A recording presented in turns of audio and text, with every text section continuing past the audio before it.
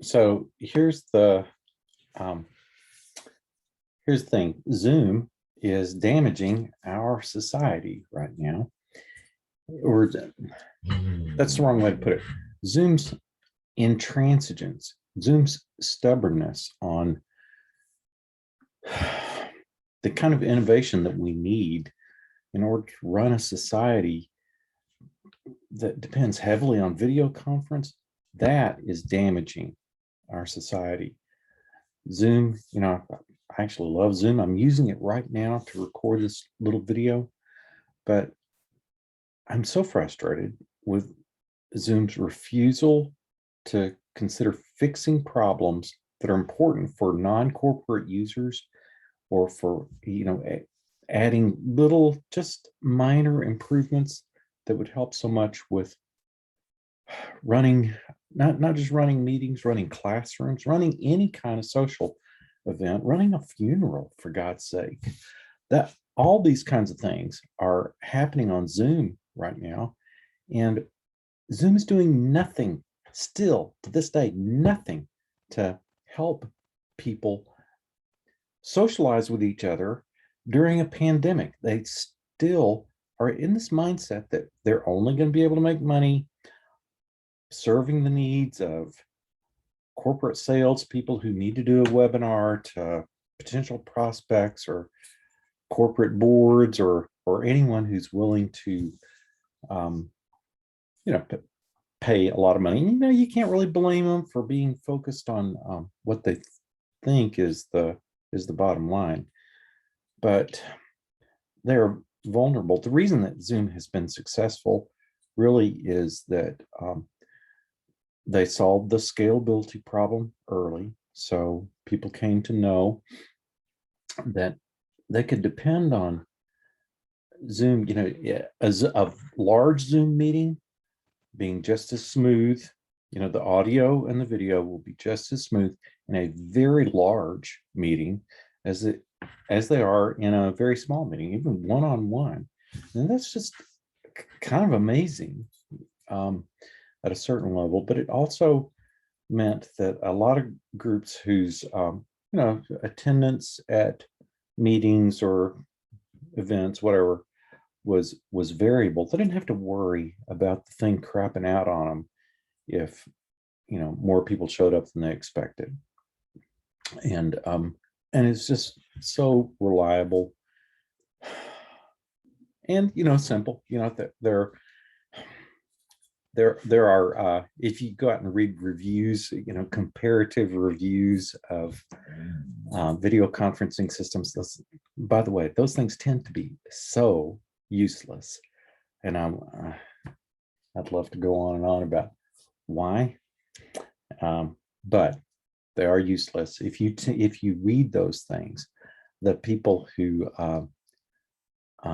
write them tend to not have experience in running large meetings over a long period of time for larger organizations. They don't know why Zoom is successful. They think it's ease of use, and ease of use certainly has something to do with it. Zoom could, there are lots of usability problems that Zoom could fix, but that's not the reason. It's the scalability thing, and it's the audio quality and the video quality thing. Those things are the reason that Zoom became so dominant and such an essential part of our society now. So Zoom could fix this problem. Zoom could fix the myriad problems that are happening now in our society because its feature set is not well managed. So what they need to do is they need to just add a brick and mortar mode, add a meeting mode where the product design, the people who are in charge of designing the feature set for this mode, which is I'm suggesting, are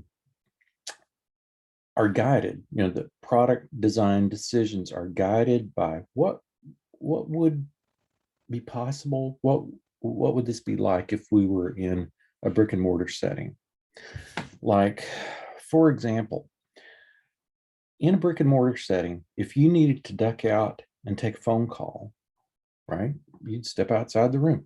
You wouldn't be seen and you wouldn't be heard and you wouldn't be able to see or hear anyone else who is in the meeting. So the rest of us, who you duck out, take your phone call, the rest of us who are still in the meeting could shit talk you.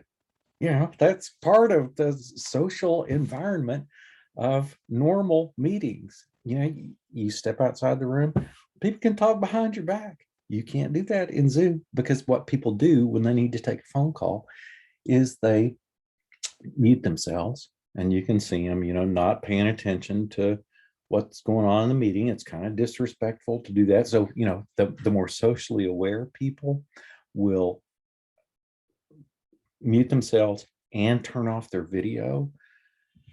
The whole thing about participation, half-ass participation in meetings or classes or social events of every kind from behind what is effectively, in a brick and mortar setting, it would be like having a one-way mirror in every room where you have a meeting, so that people who only intend to kind of listen or half-ass participate can sit behind the one-way mirror, so they can watch the rest of you people in that meeting, but they don't really have to be part of it. We wouldn't tolerate that in a brick and mortar setting. I would not hold a meeting. It would be a very rare situation where I would hold a meeting with a room back there behind the one-way mirror, so that the people who didn't really feel engaged with the rest of the group could sit back there and just observe the rest of us participating. Why do we have to put up with shit like that? Zoom? What? Let me share another frustration here with you. I'm probably going to work my blood pressure up to an unhealthy level by doing it this way. But your chat functionality is just appalling. Couldn't you please have a decent Slack integration or something? Just, I think if you turn the source code over to me, I think without exaggeration, I think I could fix your chat box problems. I think in a week. You give me a week with your source code, I could fix the basic chat box problems. So, I mean, the main thing now is that if you want to allow people to do the equivalent of, nudging the guy next to him, and saying, what did that guy just say? Just kind of table whispering, or just the kind of normal social interaction of, just coming into a large meeting, seeing some friend across the room you haven't seen in forever. You want to just say, hi, oh, it's so good to see you here. In a brick and mortar meeting, you could do that. You could go sit down next to the guy. You pass a note, for God's sake. Okay, so in Zoom, because of the stupid way the chat box functionality is designed, someone who's running a big meeting has to choose between allowing you to chat with everyone, or allowing you to chat with no one at all, or allowing you to chat only with people who are hosts, right? Who have the co-host privilege, so that they can, eject people who are disruptive, or mute people, or, God knows what. So there is no mode in which you can chat to other individuals privately without being allowed to disrupt the meeting by chatting to everyone. So that could be a 15-minute fix, Zoom. I've asked you to fix that problem so many times. I started out, requesting this. Well, let me give you an example of what the problem is. Because it is important for people to be able to private chat in lots of different kinds of meetings, right? For the reasons that I just mentioned, to build some kind of social connection between people who are attending meetings, or just normal, useful interaction between people who are attending. A lot of people who are running a meeting are going to decide to leave chat to everyone turned on. But what that means is that there will be assholes in the group who will disrupt the meeting. And, not intending to be like Zoom bombers or anything, but they'll make a joke while somebody else is telling something, and they'll hurt feelings, or they'll add a useful point, or they'll disagree with some critical point that last person who's speaking said, which is just wrong, and they need to correct it. So they'll chat that out to everyone. We would not tolerate that in a brick and mortar setting. In a brick and mortar setting, you wouldn't tolerate the guy who is sitting on the back row, standing up during the, whoever is speaking from the podium. We're not going to let that guy stand up and, shout out his corrections to what was just said, or even, hold up a sign saying, this speaker is wrong, or thank you even,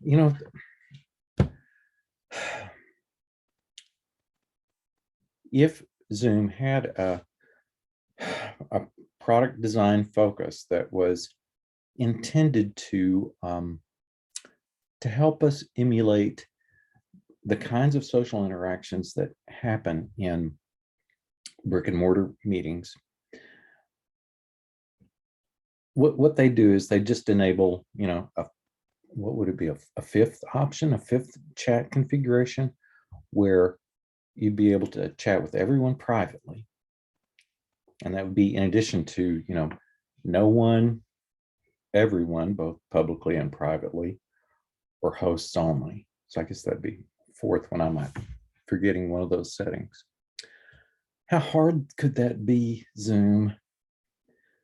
It's, you can't imagine the amount of heartache and consternation that you're causing by not fixing little problems like that.